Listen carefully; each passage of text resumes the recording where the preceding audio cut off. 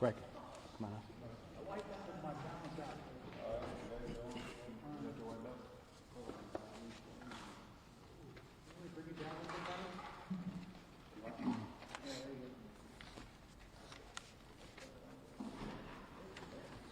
Okay, Corey, let me know when we're ready. You got it? You need to check with anybody here? Okay, good evening, everybody. My name is George Bunick. I'm the Director of Public Safety and Homeland Security for the City of Houston, and I'm in charge of the Office of Emergency Management. So, Office of Emergency Management, our job is to coordinate and assist all other city departments in getting them what they needed. About 1 o'clock this afternoon, we were advised of a scene of a hazardous chemical spill in the west side of Houston. And we were asked to coordinate and assist HFD in getting some other departments and some other folks some equipment. I've been in contact with Mayor Turner all day long. The mayor has provided us direction and guidance in handling and coordinating the city response. With me up here today, I have Chief Pena from HFD. He's going to kind of give you an overview of their response and a description of the scene. We're going to have Dr. Peirce, who's the Public Health Authority, to talk about what the effects are of the possible chemical exposure. We're going to have Chief Matt Slinkert from HPD talk about what the HPD response is and possible criminal investigation. And then we're also going to have Craig Storymski from the FBI get up here and give a general overview of their part of the investigation. Chief Pena. All right. Thank you, Chief Bunick. Good evening, everybody. My name is Sam Pena. I'm the Fire Chief for the City of Houston.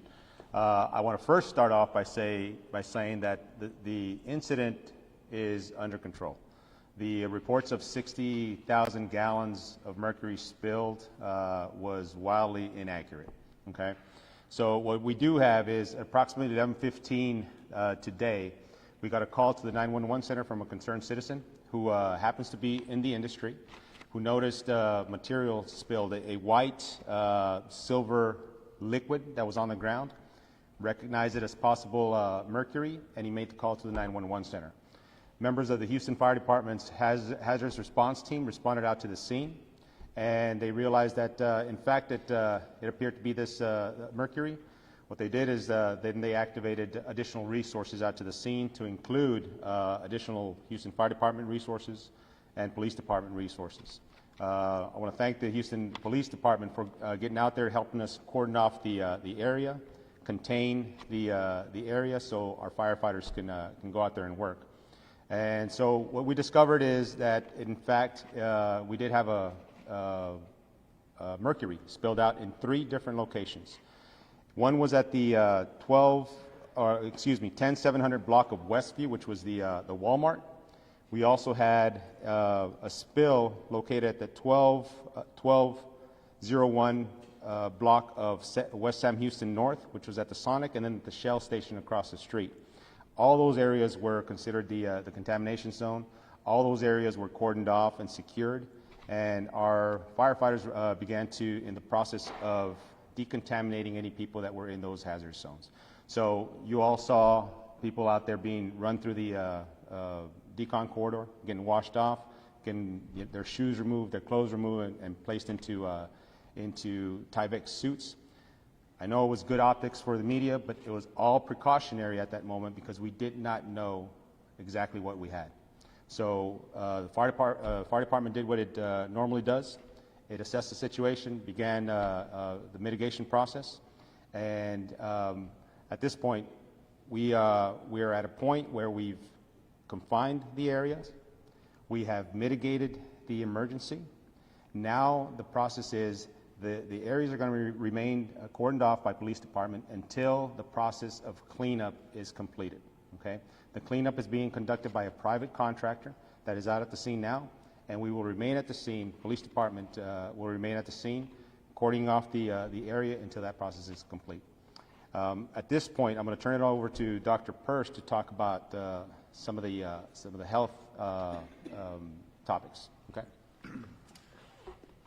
Thank you, Chief Pena. And I just want to reiterate what Chief Pena started off with, and that is that the scene is contained and is safe now. That's important for everyone to know. The substance that has been spilled has been identified as mercury. Mercury is a heavy metal. Many of us remember when we were younger, if you're my age, that there was mercury commonly found in thermometers around the home. We have, over the years, learned that mercury can be a toxin, and there are now very stringent safety precautions in place for mercury. What's important for the public to know is that the risk to the public, had they been out there during the time when the mercury was on the ground, the risk to the public remains extremely low, and let me explain to you why. First of all, it was spilled on the ground. Mercury is a heavy metal, it stays on the ground. It does in fact evaporate, but there's a gentle breeze, so as that breeze came, any evaporated mercury would have remained low to the ground. It is a risk to people when you ingest it or inhale it. So it would be nearly impossible for somebody to have accidentally ingested or inhaled any of the mercury that was outside with the breeze and it was on the ground. So we feel that the public is at extremely low risk at this point. Mercury has a bad reputation for causing neurologic problems. That is for the person who has a chronic exposure. That's somebody who works in an industry and in a plant someplace where they're exposed to it day after day after day, year on end. That is where mercury is a really dangerous substance. So in today's setting that we have, in today's situation where it was spilled on the ground outdoors with a breeze, the risk to the public is extremely, extremely low. And so people can rest assured with that. Now, should someone develop symptoms, the symptoms that you would get from an acute exposure, unfortunately, are rather generic. They include headache, stuffy nose, scratchy throat, nausea.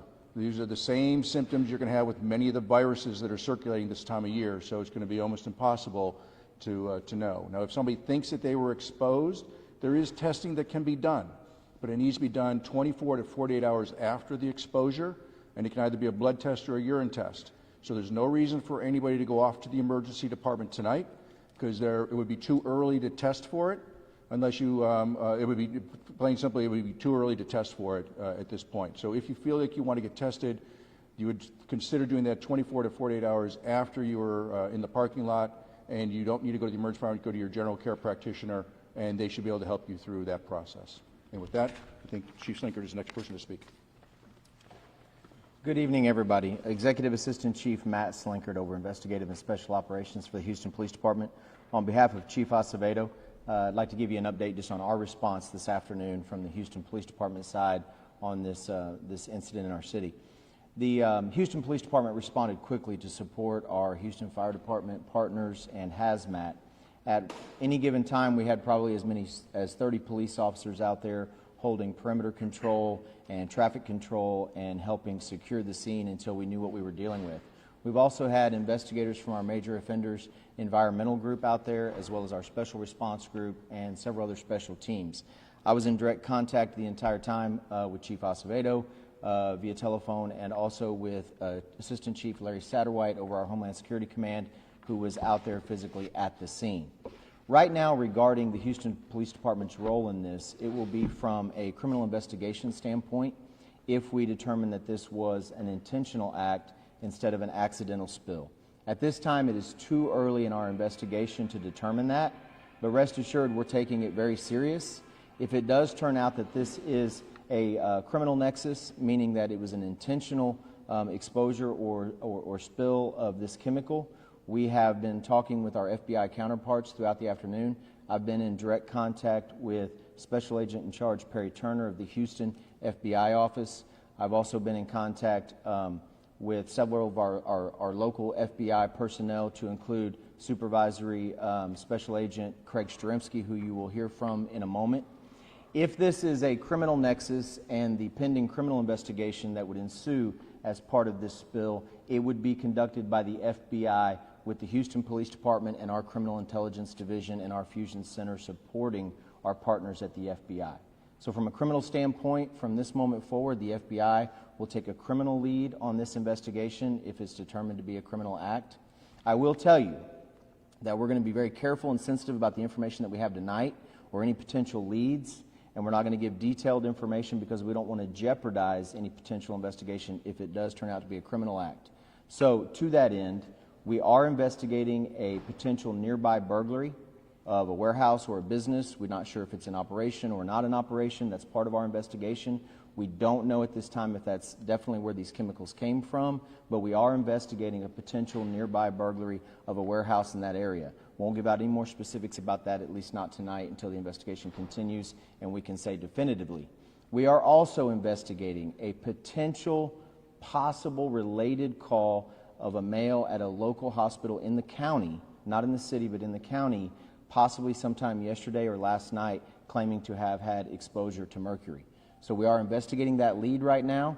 It would be too early to talk about any potential suspects or anything in relation to that. It would just be speculation at this point.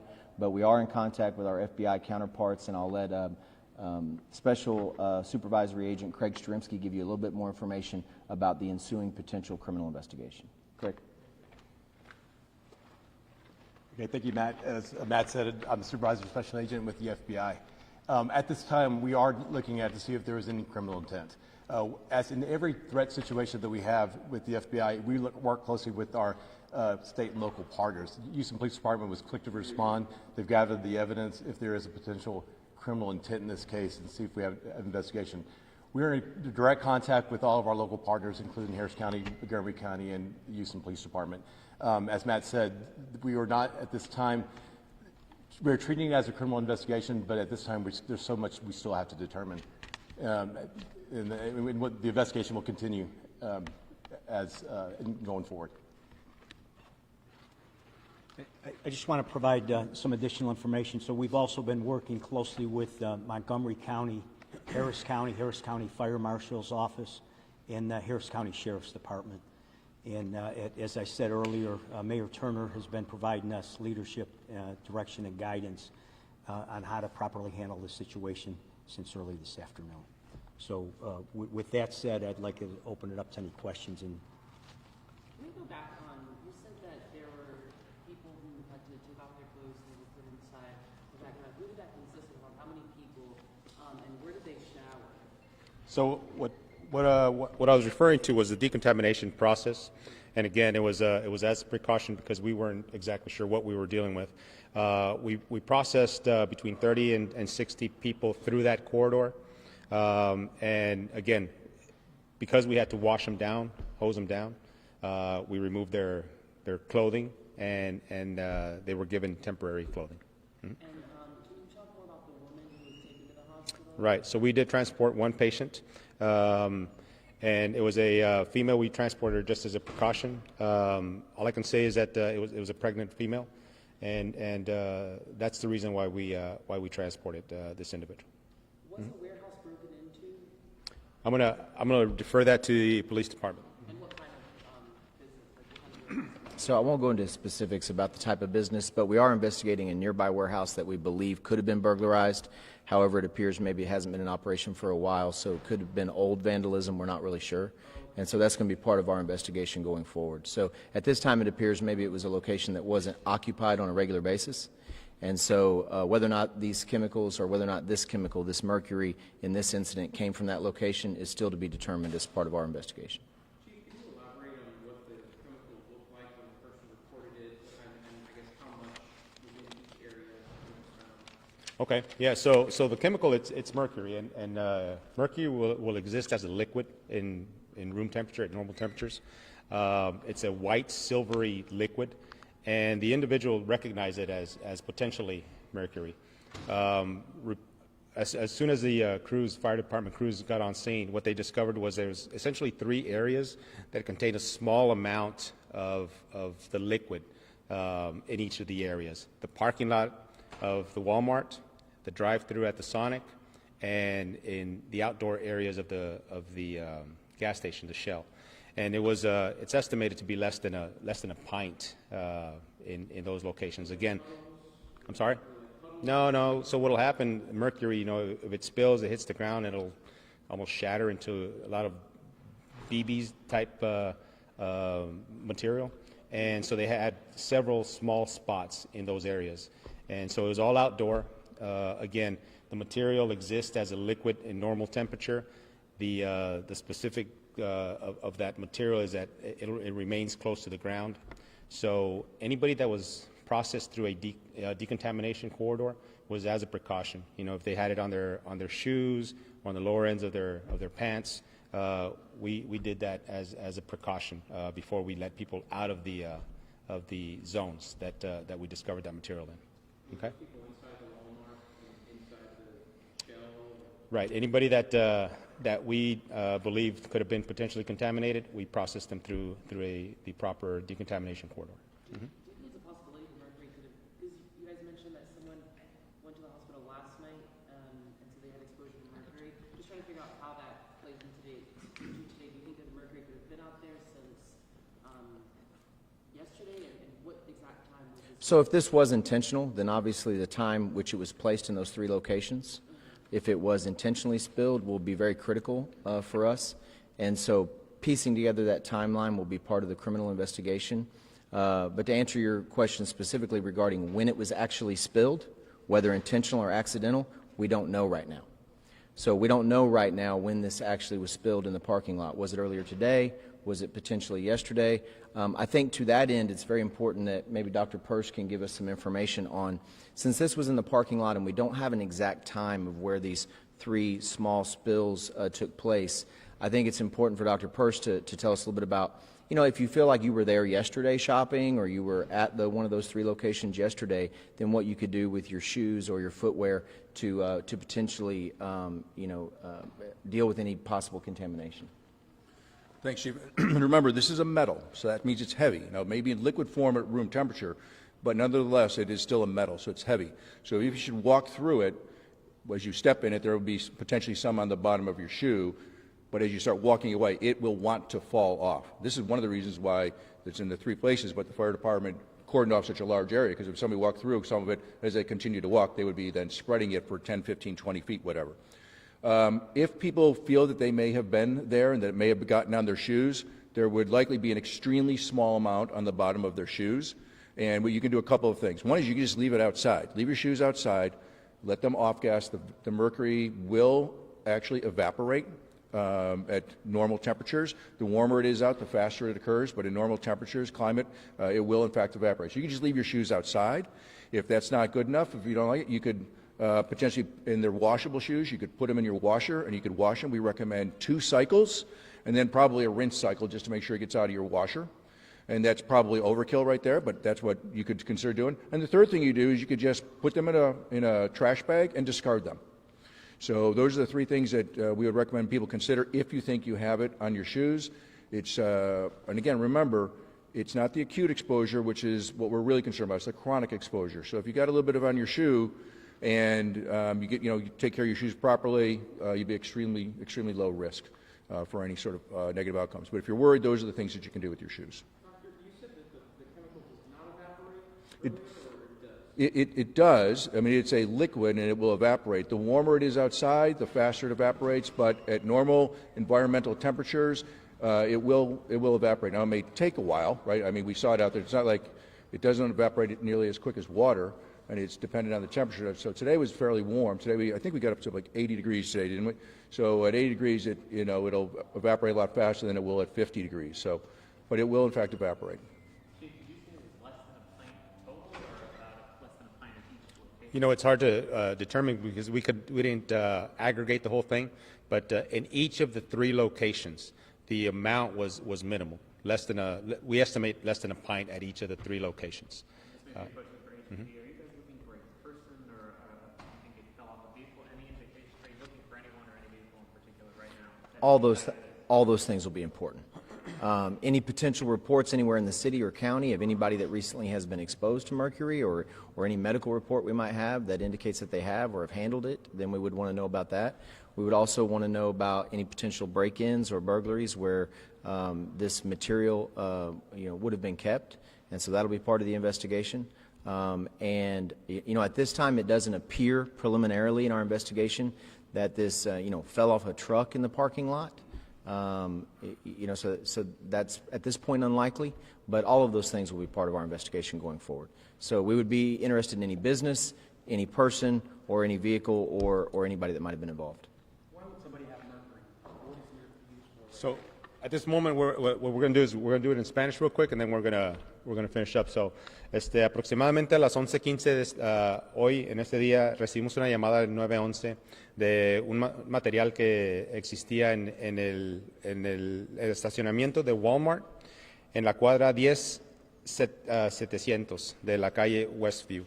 Elementos del Departamento de Bomberos llegaron y notaron que había un material que parecía mercurio y llamaron a recursos adicionales, incluyendo al Departamento de Policías. Lo que hicimos es que aseguramos esa área y como precaución, cuando determinamos que sí era mercurio, como precaución le lavamos los pies y los zapatos de las personas que estaban dentro de esa área. A este momento la situación está bajo control. No hay peligro a las personas en esas áreas y vamos a mantener recursos del Departamento de Policía para asegurar esa área hasta que tengan la oportunidad de limpiar las 3 áreas. Lo que sí sabemos es que lo que se tiró en el piso era mínimo,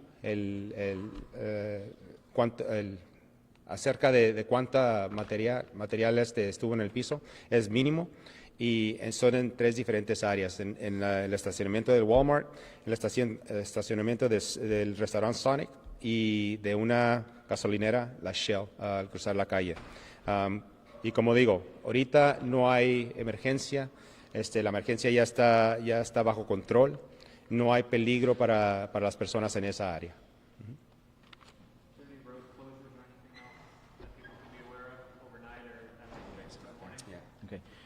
Chief Satterwhite, do we still have any roads closed just in the immediate? I think we've kind of been shrinking that down. Focusing now just to the site, the Shell station, the Sonic, and Walmart. I think Okay.